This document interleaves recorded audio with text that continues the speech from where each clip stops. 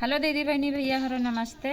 अपने YouTube channel पर आप सबके स्वागत करते ही भैया एक सोहर सुनावे चलते ही अच्छा लगे तो हमें सपोर्ट करें और हमारा वीडियो ज़्यादा से ज़्यादा शेयर करें। पाँच पाने पाँच सुपरिया मैं बीर वाला गायों हो, मैं बीर वाला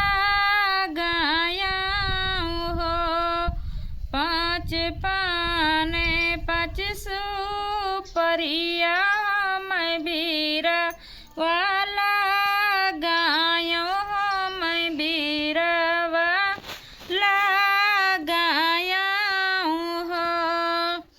मोरे सखिया दत्तवार तुले नहीं हुए हो तो बिना रेखा यार कई हो तो बिना रेखा यार कई हो। मोरे सखिया दत्तवार तुले नहीं हुए हो तो बिना रेखा यार कई हो तो बिना रेखा यार कई हो।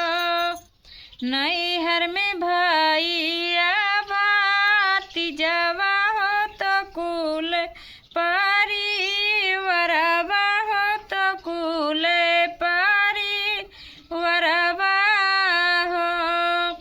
मोरे सखिया नैहर निकनाई लागई हो तो अपने मायई बिना अपने मायई बिना।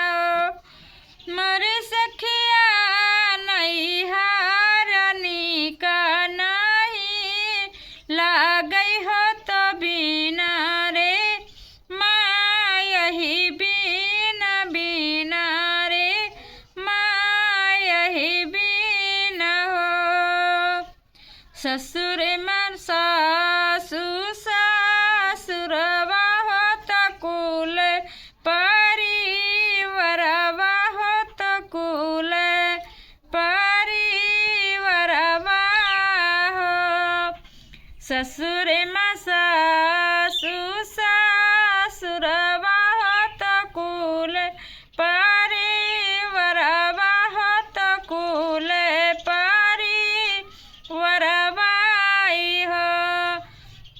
मोरे सखिया ससुर निकनाई लागई हो तो अपने साहेब बिना अपने साहेब बिना हो।